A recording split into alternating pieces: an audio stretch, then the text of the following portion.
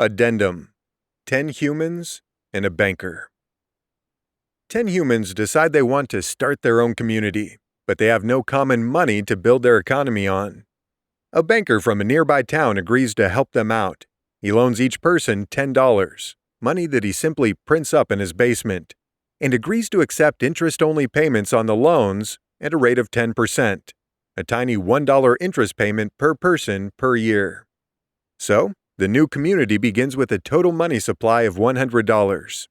Prices in the community are set according to this money supply, and everything seems fine. At the end of the first year, the banker gathers everyone together to collect his interest. Each of the 10 people surrenders their $1 interest-only payment, but none of them stops to consider that, after making the payment, all 10 of them still owe the banker $10 each. How can everyone pay their debt if the community's total money supply is now only $90? There are no longer enough dollars in circulation to pay the banker the $100 he is owed. Side note: the banker could spend the $10 worth of interest payments back into the economy, and this would raise the community's money supply back to $100. But he won't do that. For now, the people will be left with only $90 to pay $100 in debt.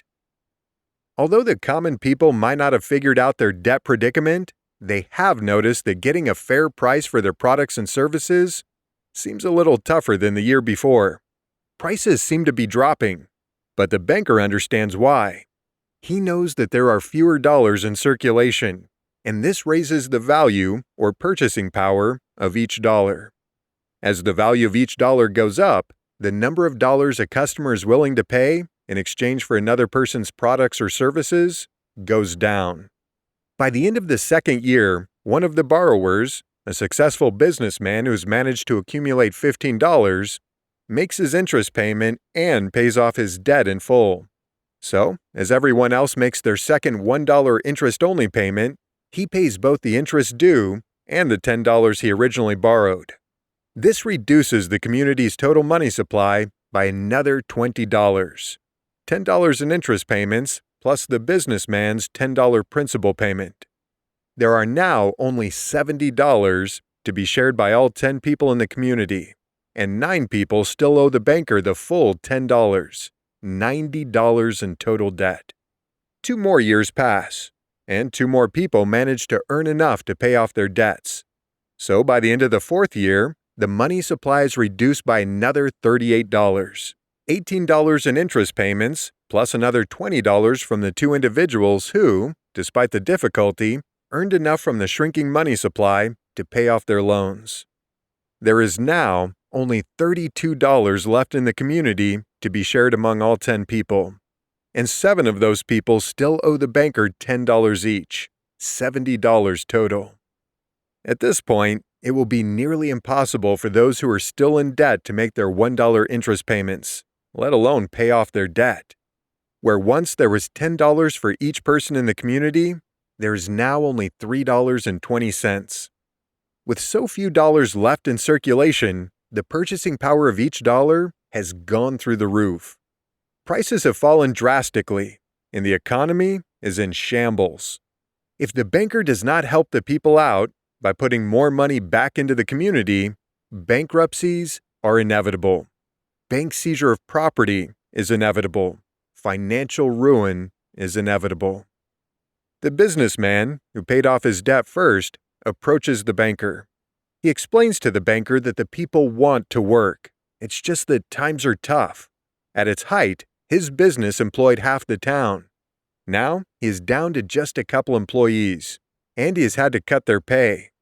He just can't afford the $2 per year salary anymore, and even at that rate, half of their pay is being eaten up by their annual interest payment. They can barely feed themselves. He points out, if the banker agrees to fund a new, ambitious project, the town will spring to life. There will be jobs for all, and the suffering will end. But he also points out, without the project, many people are likely to default on their loans. The businessman just doesn't see how the people will be able to continue making their payments in such a depressed economy. "Please, Mr. Banker," he says, "you've got to help us out." The banker agrees to the loan, And it's a whopper, $100. The businessman is ecstatic.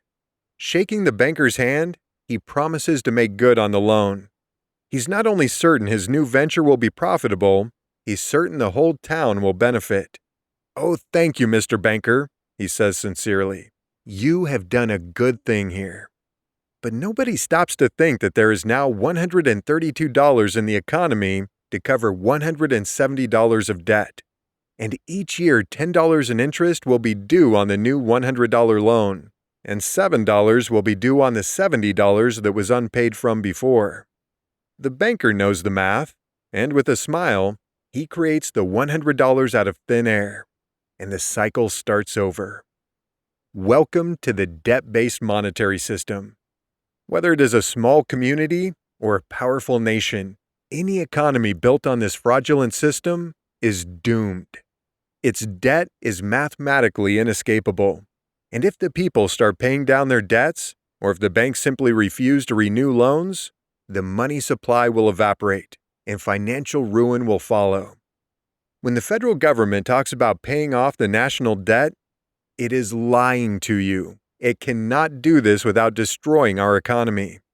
The bankers that created our Federal Reserve Bank in 1913 built dependency into the system. It was designed to create ever-expanding, inescapable debt.